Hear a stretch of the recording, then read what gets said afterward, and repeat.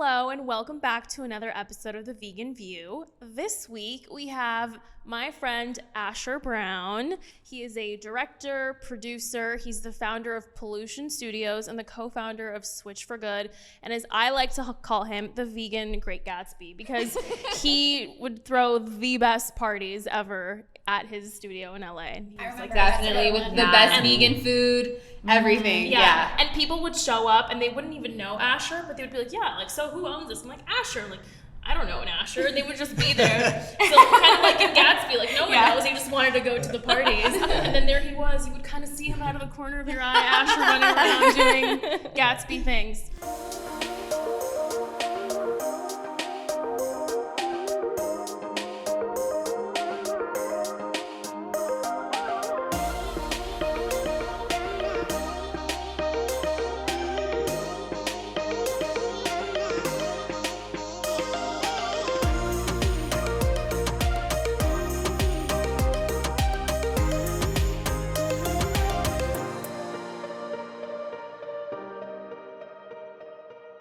Welcome to the show. Welcome!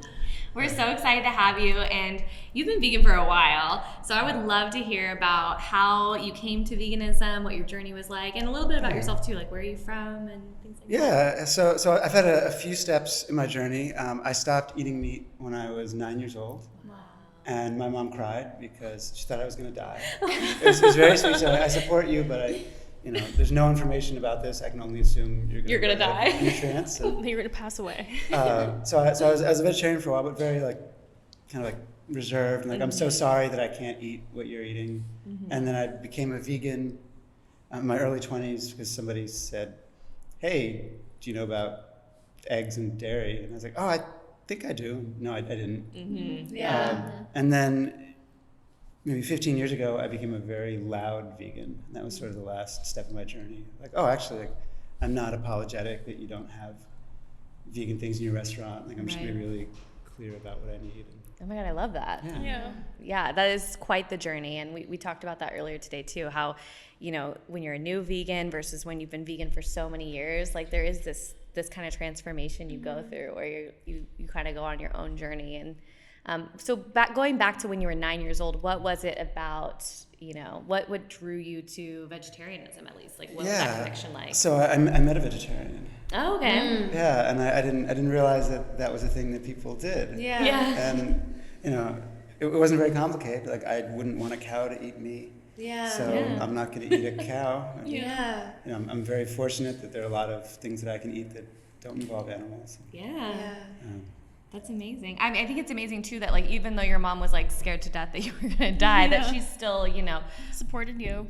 Yeah, because I had a similar experience where I met a vegetarian when I was younger, and I came home and I was like, I'm only eating cheese and mayonnaise sandwiches, and my mom was like, no, then you're not gonna eat.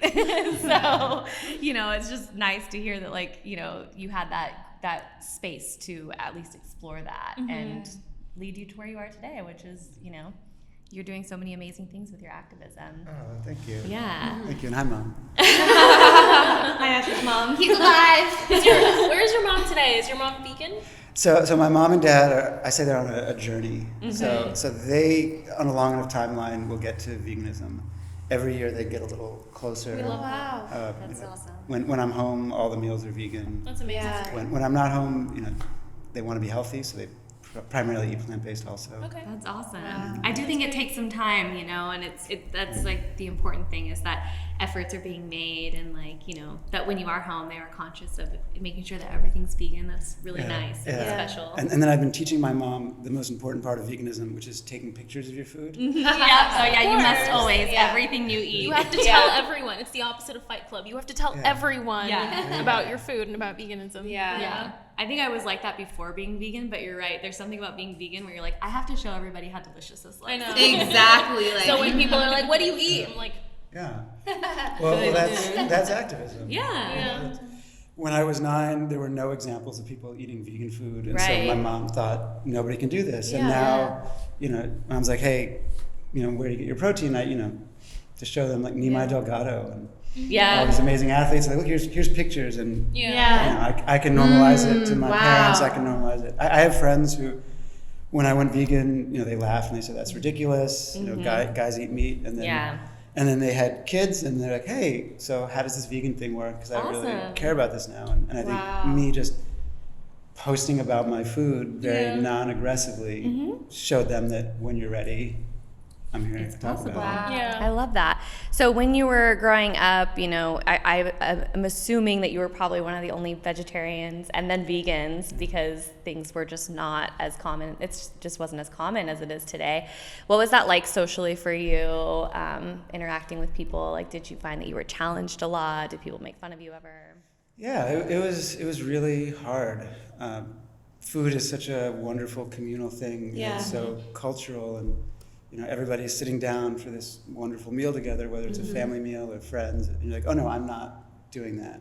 Yeah. So I'm taking myself away. And it was really only when I fell into the vegan Instagram crowd and became friends with Alessandra, and it became like, oh, actually, veganism gives me this new community. Yeah. And that was such a shift for me. And that's one of the reasons why I'm so excited about social media, even with all the problems, is that here's this amazing community. And when I say, hey, I don't eat animals, instead of removing myself, I actually get new and cool friends. Yeah. When your values align like that too, that's really special. It's like kind of like an instant connection you have with people, which is like really gives nice. you opportunities and changes your life in a way that you weren't really expecting when you made that choice. So when you started to get into film and directing, producing, and eventually Pollution Studios, was it always something like separate from your veganism, or were you always like, I'm gonna tie this into my ethics in some way?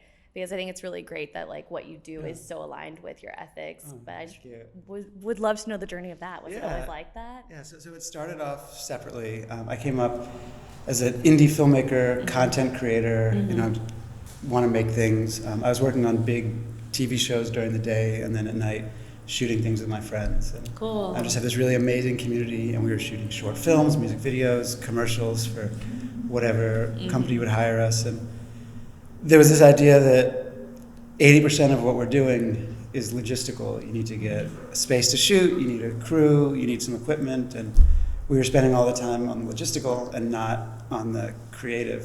So I was like, oh, if I had my own studio, if I had my own production company, it's like having a printing press, and we could do all these things at scale. So I got into production, I got into advertising through this model of find really amazing content creators and then have this support network, this support infrastructure for their work. And then I was hired to do a Beyond Meat campaign for the launch of the Beyond Burger. Wow. I remember that.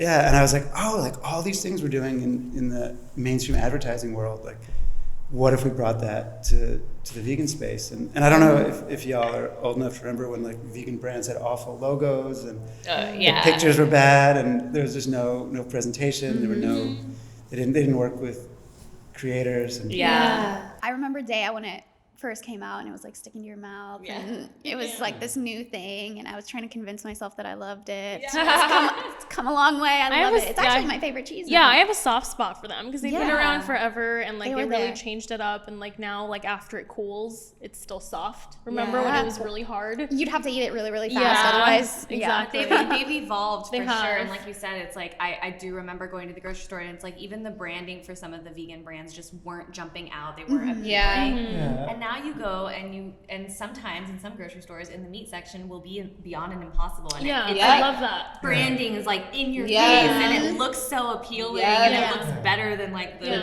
gross meat. I love when they do that at grocery stores. At Ralph's specifically, they have Beyond and Impossible with all meat too. Because it's like it's a meat product and it's like it would be where you would hope to find things to make a certain thing, which is like meat, like ground meat. I like that they put it there. I like that they don't have it like in a little like isolated vegan section. Like, oh, you're over there. It's like, no, it's like competing with like big meat brands. I love that. So that must have been a really cool moment for you then, like working on Beyond Meat and being like, wow, my two, like my life's passions are aligning. And there's an aggressiveness to it. And I think the last 10 years have been such a sea change. And we've shot for Beyond, we've shot for Impossible, we've shot for Daya. I mean, every brand, but there's an aggressiveness to it of, it's not, oh, we're vegan and we're apologetic and it tastes almost as good as this thing that you had, but it's, no animals. Like, no, actually, no, this is the best. This is the best food. And it's the best because it tastes good, but it's also the best because you feel amazing because you can live your values. And I think there's been this amazing shift in the last 10 years to be really aggressive with that messaging and bring in all of the shiny things that we used to use to sell, tires. Let's sell ethical consumption. Yeah. I just love that there's a vegan production company that's like, helping produce this content for these brands to get the message out there in the world. Yeah. And not even that. So half the work that I do, somebody hires me and I'll bring in a crew directly. But more and more now, a company or a nonprofit or a media group will hire me, and I'll hire content creators directly. And we did a campaign like that where, instead of me with my voice saying, here's why you should buy this, we find 20 people who have a strong voice of their own and probably are better at connecting with their audiences than I would ever be. And so let's take that brand money and let's funnel it towards creators like yourselves who are just reaching, incredible audiences. I love that so much. I feel like that's one thing that, hopefully we will see more of, but I feel like especially with a lot of vegan brands, like the ones that have been around forever, they know the drill. They're like, we got to pay these creators. We got to make content with creators because that's where we're going to get, some results. But then there's smaller brands that don't have the budgets and they don't really see the value in it when it's like, really it's, I don't know. I would love to hear your thoughts on that. Yeah. So I always push, I think the smaller brands especially are the ones who should be spending on creators. And, you could hire a production company to make a big commercial. Right. Or you could hire 20 people to make 20 commercials. And I think that the trouble is a lot of brands don't really have their goals in mind. But if the goal is we want people to buy our products and we want to run Facebook ads, Instagram ads, YouTube ads, having creators who understand your product, who care about your product, that's our secret weapon. Like you see the people with the milk mustache getting paid by the dairy industry, like they don't care. They're not in it because they love milk. They're in it for the money. But you see, and any one of you ladies talking about a product that you love, there's years and years of social media behind it saying why you believe in this. And so if you run it on your page, your audience will connect directly. And if a brand runs it as an advertisement, they've saved money because it's cheaper to work directly with creators. Even going through us, and we'll manage it. We'll add some direction to it, but it's a lot cheaper to go that way. Wow. So I think actually there's a lot of opportunity now. Yeah. Because brands are scared about what's going to happen in the future. So the money that was spent on these big activations, take that money, spend it on creators, and you get more product, better quality, and messages that actually resonate, which is our superpower. The industry has just changed so much. It used to be like commercials were, how you would get your message across, and now it's like social media, like you're saying. Like if you're not on social media, you're gonna get lost. You're only targeting people who are watching network television then. And the lines are dissolving. What is a commercial? If you post a reel saying why you like a coffee, like that is a commercial. If they take that reel and they put an ad spend behind it, that's the same as what they're doing on television or on, doesn't matter what the platform is. And that kind of thing is so important too. When you look at a brand, if you're thinking about purchasing a product, whatever it is, and you look at a brand and you see that they have no social media presence, you're almost like, okay, maybe they don't have great funding. Maybe their product isn't that great either because there isn't money there backing up like a good product. But then there's this brand who has like really good following because they've invested a lot of time into marketing and into like, research and like outreach and that kind of thing. And you have like all these influencers behind it. You're like, okay, well, there must be a reason why. There must be a reason why this is doing well. And like everything looks pretty and like they've worked a lot on their marketing. Like you gravitate towards that brand. Yeah, we saw that with Beyond. People were following them on social who couldn't even get the burger where they live. And then, I always say if we had a time machine and I went back and I said, I could get 20,000 of your most loyal customers to make their own advertisements for your product and send them to your friends. 20 years ago, you would have said, oh, I'll pay any amount of money. And now you're like, oh, it's social media, so I'm going to have an intern doing it. you're missing out. You mentioned that you feel like the approach now is a little bit more aggressive, whereas before it was like, yeah, maybe try this, and now it's more like, no, this is the best. Do you think there's such a thing as too aggressive when it comes to advertising in the vegan space, or just like influencing in the vegan space? Yeah. So I think about this a lot, and I think one of the traditional problems with the vegan movement is it's been very top down. It's somebody at a nonprofit, at a media group with a big bullhorn saying, this is what you need to do. Right. And that never works. Or sometimes works, but sometimes it turns people off. I think the new model, and again, why I'm so excited about social media and content creators is, I don't know what your audience will respond to. But you do. You have this amazing relationship with them. So instead of me saying, here's what I want to tell your audience, I come to you and I say, hey, does your audience, is it health? Is it animals? Is it environment? Is it, you'll look real cool? Whatever it is, you're already doing that. Yes, it is. Just kidding. Let's help you do more of that. That's so cool. It is so. That's such a refreshing thing to hear, because a lot of brands, they do have their marketing team behind the scenes that are like, these are the words we want to say. And it's like, okay, but we sniff through the ads now. Consumers are smart. We can tell when something is an ad immediately. So why not let the content creator talk about, what is authentic to them in their authentic voice, and you're going to get a way better, the brands that I work with that are like, I don't care, talk about whatever you want. That's where I get to use my voice. I get to speak from the heart, and that's where the most success is. Rather than if you're telling me to rattle off a bunch of facts about your product, people are tuning out already. Oh, 100%. The amount of times I'm watching a TikTok, the second that I sense anything is scripted, I've lost interest and I've scrolled past it. Yeah, me too. I'm like, oh, that's inauthentic. Exactly. Like, I trust you if you're speaking from experience and you're talking about why you love the product. I know if you're reading off of something or you've memorized it versus like truly like caring about the product and telling the truth. You instantly turn your ears off and you're like, ugh, whatever. And I love that. I'm glad that we've gotten past that point of advertising, because it's like, I want to actually know if this is good. I don't want to be, I don't want it forced onto me. And again, that's our superpower, because in this space, I know that if you are repping a brand, it's because you like it. It's because they align with your values. Like that, you couldn't build that if you wanted to.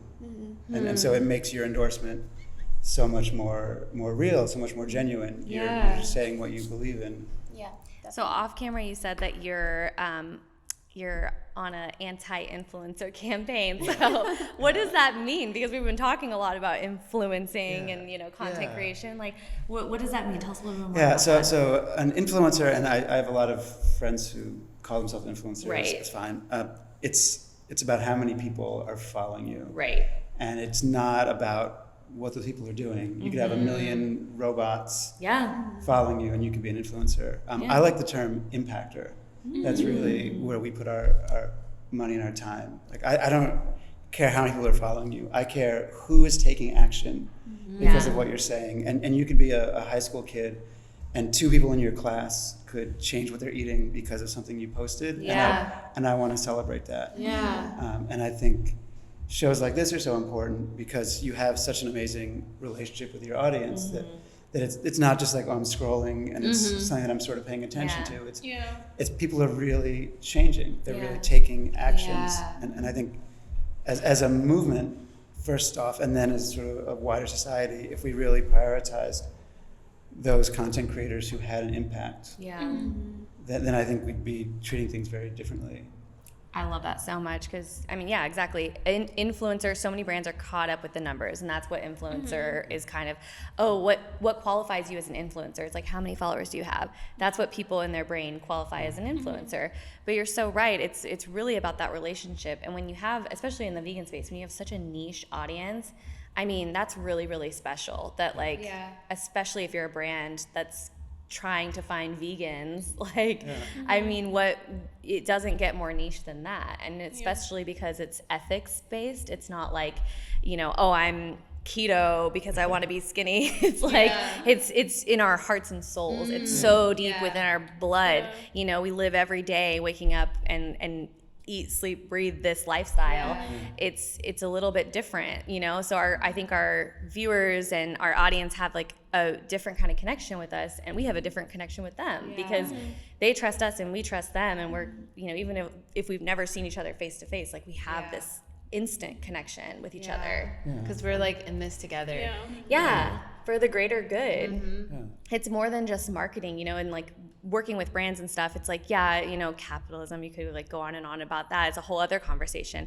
At the same time, like at least, you know, if we're gonna live in a capitalistic society, at least we're gonna have like some sort of purpose behind it, you know, morality like, behind what we're doing. Absolutely. At least. What would you say are some of the challenges that maybe vegan brands uniquely face in today when it comes to like marketing and getting people on board? Yeah, so this is a very tough time for vegan brands, I think, in terms of messaging. I think in the past, it was enough to just say, hey, we're vegan, we're good people, and buy it because you have to. And now the vegan brands have all busted out into sort of the wider marketplace. And, you know, the goal is for Beyond Meat and Impossible to be all the burgers. You know, the goal is for Miyoko's to sell all the butter, not just the vegan butter.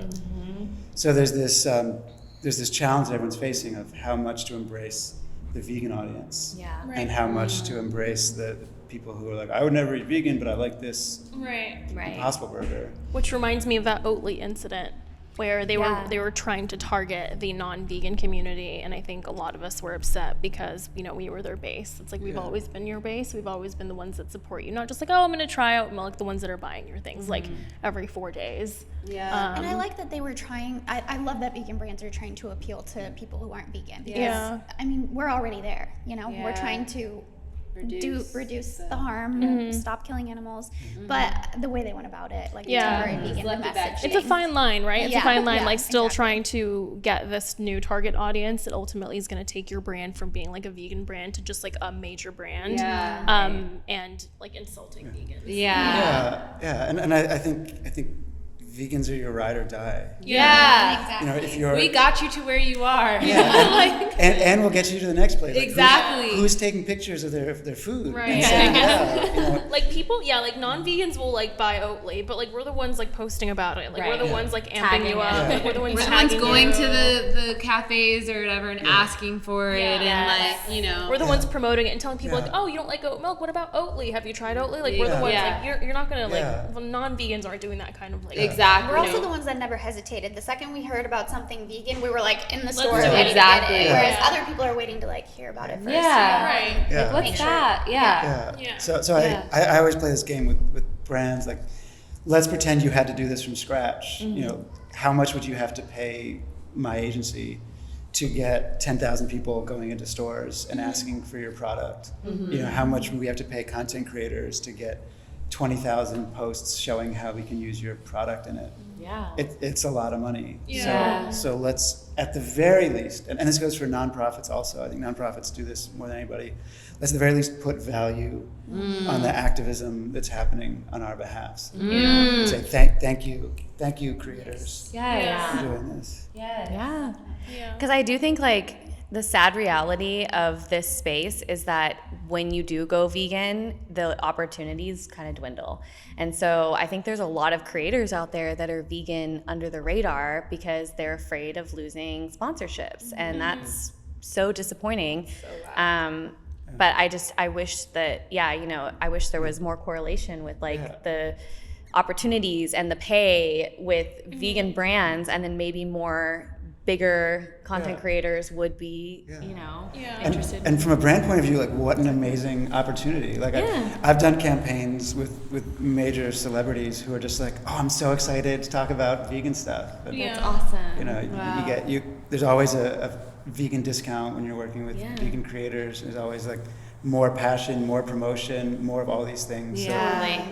Versus hiring somebody who doesn't care about your product. Again, it's that connection, it's that purpose. Like when I find a vegan product that I'm really, really excited about, I would love for you to pay me, but I will talk about you outside of that as well. Because if you're a brand that I really, really believe in and am passionate about, I'll give you all the free promotion because it aligns with me and I genuinely want people to purchase it. Yeah, and we're excited to be working with that brand. Because we genuinely like it. Yeah. Like I'm happy you exist. Yeah.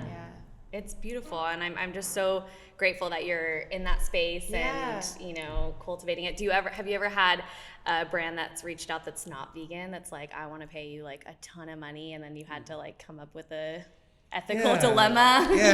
So I turned down a McDonald's commercial. That's huge. That's huge. I direct a lot of like, kids content, and so Yeah. they'd seen that and like, oh, we have this kids thing for our nuggets, and it actually wasn't hard. I was like, the reason that you like my work is because I believe in the products that I'm selling. And if you had a plant-based nugget, I would help you sell that for sure. Yes. But like this chicken nugget, like I don't think kids should eat them. Yeah. And if that's the ad you want to make, I'm not the guy. Yeah. I'm not your guy. I love that. Wow. I feel like a lot of people would not pass on that opportunity, and I think that that's what I love so much about vegans is that we are so passionate and so like we love animals, and we're so like solid in our decision to be vegan, and to turn something away like that is, I don't know, it's admirable. Well, I just people have enough stuff. Beans and rice and veggies, like I could eat that every day. So if I'm gonna go out there and use, marketing, use advertising to try to get somebody to buy something, it should be something that I think makes the world better. I love that. I love that so much. I'm not gonna lie, 1 year into my veganism, I did a McDonald's commercial and I had a spit bucket. I know, I had a spit bucket on set, and like I didn't actually have to taste it because like the way I positioned it, but it was like a year into my veganism, and I was feeling so guilty and sad about it, but I was like, you know what, I'm gonna take this money and like make causes to like advance veganism and like the vegan movement and like my vegan life, and like of course I want to do that now on camera because I don't want to be a representative of that. But I was just like, I'm gonna use this money to like advance veganism, like that's gonna be my cause, and here I am. It's hard, It's hard. It's like, I'm sure on set, like they were very aware that you were spitting it out, and like that, is a form of activism, and then like you turning them down and saying that is a huge form of activism. Like just, that is something that I feel like people underestimate in themselves, is how much they can be an activism in their everyday life. Like literally just going to a restaurant, people will say like, oh, well, they don't have that at my grocery store. I'm like, go ask your grocery store to carry it. Then. Like, oh, I don't have any vegan options at restaurants. Go ask your restaurants to make a vegan option. Like, you'll be surprised. I love that. And I think that's sort of the other piece of my life mission is redefining impactor, and then we're all impactors. Anybody out there who posts a picture of their food on social media is an impactor. Anybody who likes and comments on this video, more people are seeing it. My grandma. So like and comment. Come on, blow it up. I mean, I think people consuming vegan content need to start thinking of themselves as activists and impactors. My grandma passed away a couple of years ago, but she was one of the biggest supporters. And she said, "How do I support your work?" And I said, "Well, Grandma, when I post on Instagram, if people like it, more people will see it. And it's not a lot, like 100 people, 200 people would make a difference. So I signed her up for Instagram. I didn't teach her how to post. I just signed her up, and I said, and once a week she logged in and she liked everything I did. That's so sweet. And I think, like, what if we had 1,000 people like my grandma who just said, okay, these are content creators who are making content that I believe in. And I can help their work by liking, by commenting, by amplifying it, by sharing it. And what a easy, free thing to do as well. Like I even like get on myself sometimes. I'm like, I need to be like liking more of the things that I like, because exactly, it's like you feel like you're only one like, but really if there's 1,000 of you doing the same thing, one like equals 1,000 likes, which equals more people. I mean, I'm sure you're very aware of how the algorithm works, being in the marketing space, that it's just like the more likes you get, the more your content gets shown, and it's just, To be fair, I think platforms like Instagram have made it difficult for people to engage with the people that they want to follow originally, because if you're following 100 people, Instagram is showing you 13 of those people now, and they're showing you a bunch of ads and commercials that aren't relevant. They're showing you like wild caught tuna like ads. I'm like, why am I seeing this? Oh and my then God, like the amount of like meat ads I've been getting, I'm like, I'm done with Instagram. well, it's now it's not just ads. Now it's also suggested posts in the feed that are also. It's like, am I following? Oh wait, I'm not following this person. So it takes me longer. I have to be on my phone for an extra hour to really get to all the content creators and all my friends and like all the people that I know. So it's like I'm over it by really the time, like before I would get to like your post or your post or your post. I don't even scroll the feed anymore. I just watch stories. So it's like, it's almost like they've created an environment where it's just like a catalog book now, like buy this, it's really easy to buy this. Because they know that that's what keeps people on if they're like about to buy something versus like engaging. So what would you say are some of the mistakes that vegan brands that you've worked on have made that maybe like you've told other brands not to make? You don't have to name brands, but just like things that like they've done that like haven't been successful. It's really easy to say we have this product and we want people to buy it. It's a lot harder to say we have this story. And I think a lot of brands jump in and sort of throw things at the wall and they try to get, again, chasing likes. Like if I can put money, like Facebook's a great example. You put a lot of money behind a Facebook post and Facebook will show it to somebody. But the more that happens, the less Facebook will show your organic content. Exactly. And so you have these brands that nobody is seeing. And I think coming back to content creators, the solution to that is instead of starting from scratch and saying, how do we build a community of 50,000 people? Well, you don't need to build a community around your shampoo. Find a community that exists and come in to work with them and really come in not with a here's what I need you to do for me, but with a real spirit of generosity. So I think the best brand partnerships are the brands that actually say, hey, I've seen your show and I really like your show and I'm excited that my brand money can help you do more of your show. And while we're working together, let's talk about how this is a win for you, how this is a win for us, and how we can really join our communities together. I love that you mentioned like telling a story too, and so much of what you do with film is telling a story, and how important that is in, like when you're talking about a product. Instead of just putting an ad out there and telling, whatever story the marketing team comes up with, you're finding real life people who have used your product, who have real life stories, real life experiences, all different, and then telling their story with your product. Like, that's so beautiful. And the secret is those stories perform better. I'm happy to like bring in an actress and have her pretending to like something.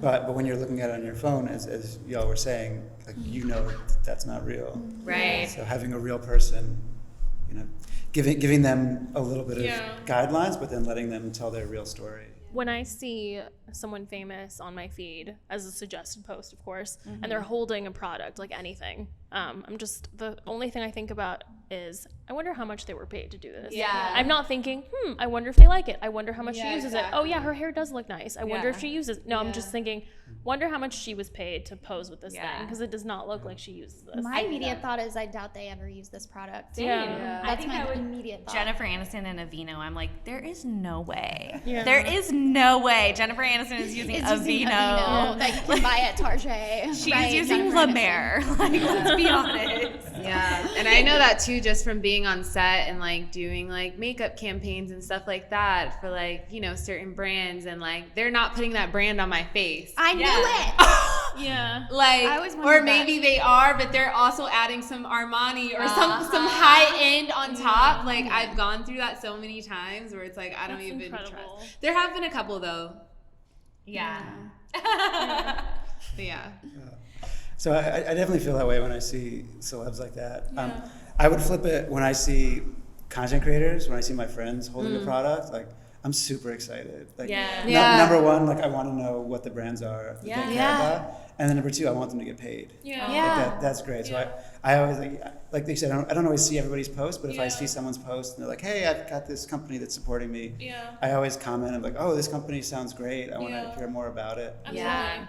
Like, someone can tell me like, oh, this is a great product because it's sustainable and all that. I'm like, oh, that's interesting. But then like, if my friend who's really into sustainability and like holistic health and she posts about a product and it's sustainable, I'm like, okay, I know it's a good product because it's coming from you, and like I trust your opinion, and I trust that you're not just, choosing any brand that's like eco-friendly. Like, you're actually like putting forth like the best option. So like, my biggest vegan influencer is Hannah Weslow.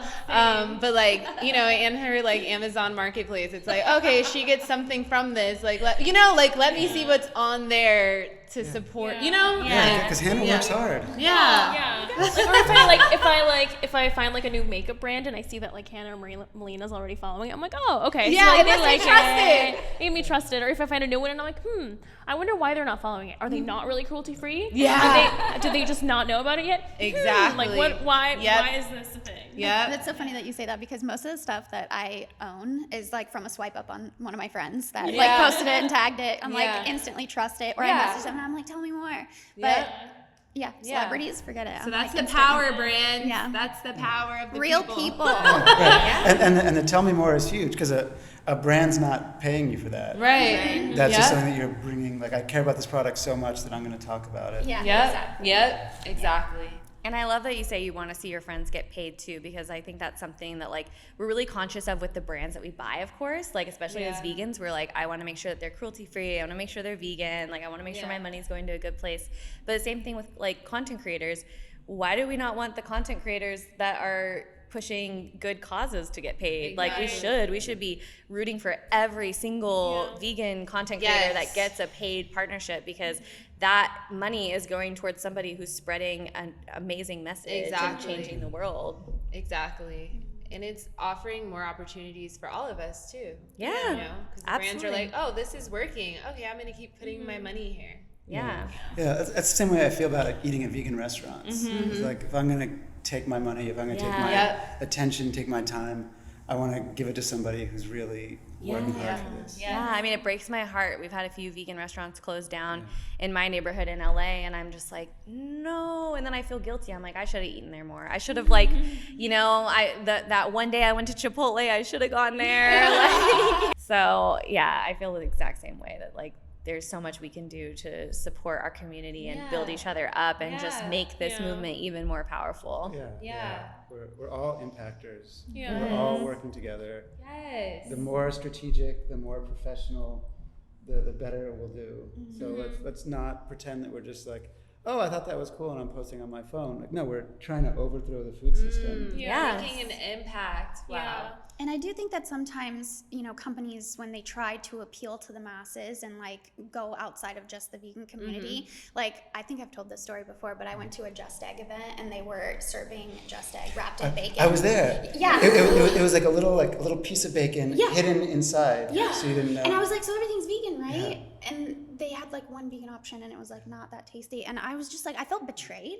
Yeah. And ever since then, like, I still buy bottles of Just Egg, but every time I see their bottle, it pops into my head. And then I feel that like, traumatic experience. Yes, I feel bad about buying it. I'm like, I don't want to buy this product. And it's like, I even got on a phone call with them and they're like, we're trying to, you know, appeal to meat eaters and like, you know, blah, blah, blah. And I'm like, yeah, but it's kind of like, it's contradictory to be saying that you're doing this for animals and for the environment, but then serving it with like there's a different way you can go about it. Appeal to them in a different way. Like if you're gonna have like a groundbreaking vegan product, have other products that align with your message at your event, and then invite a bunch of like meat eating influencers or impactors. That's what they said. They invited meat eating influencers and wanted them to like it. And I'm like, but you invited vegans, and we're the ones or you could have found a good vegan brand for the bacon and done vegan bacon instead, and they would have liked it either way. And then they could have made it up in their head like, oh, I can use my real bacon with this. Right. Like you want to.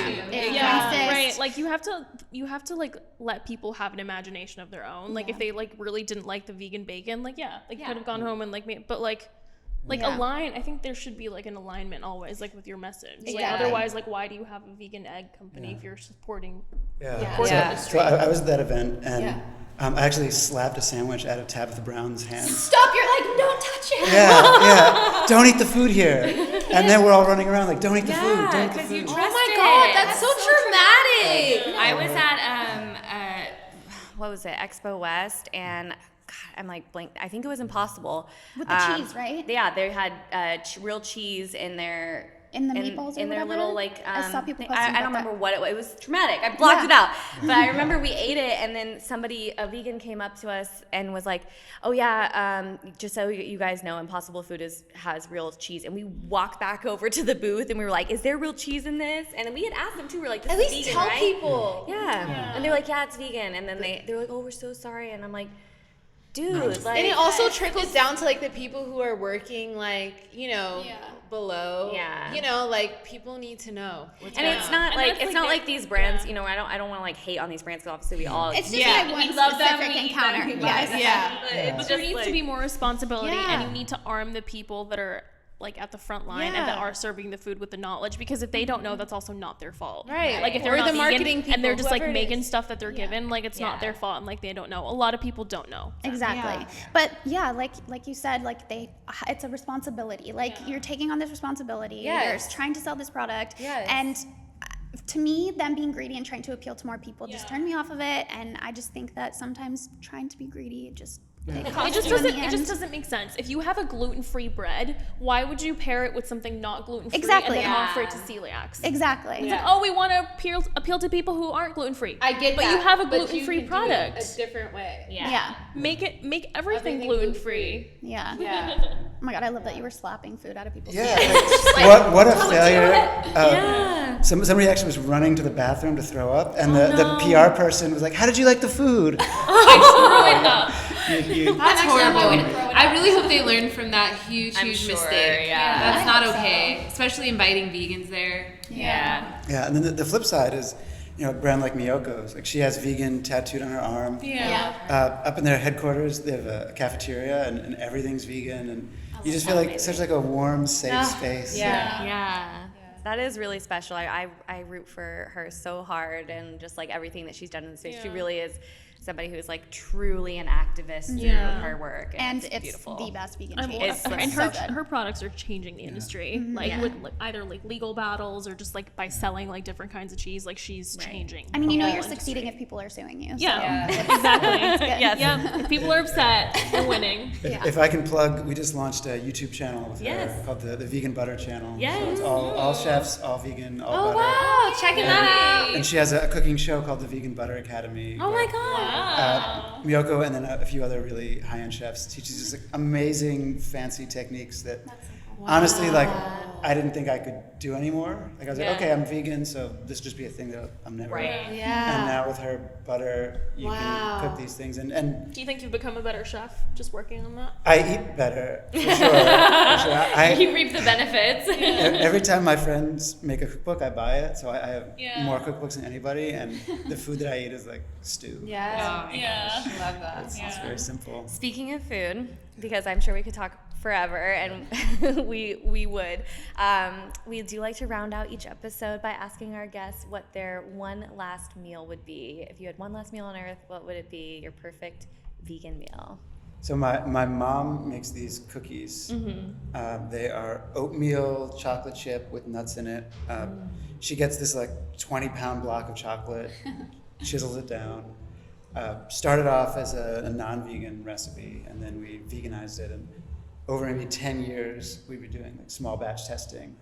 If I change this, if I change that. So now these are the perfect cookies. Oh my gosh! Well, now I wish you would have brought them. I know. Where are the cookies? Okay, we're going to Philly. Vegan View takes Philly. We're coming, Mom. Chisel away a block of chocolate, like, you know that's good. Yes, like some love went into those cookies. Yes. That's special. Oh, yummy. Well, thank you so much. Thank you so much.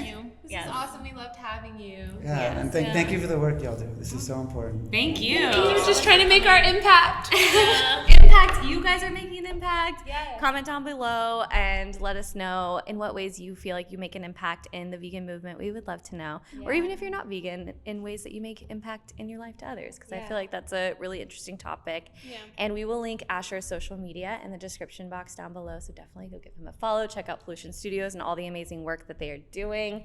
And don't forget to like this video if you liked it. Comment like Asher said. Comment, share it.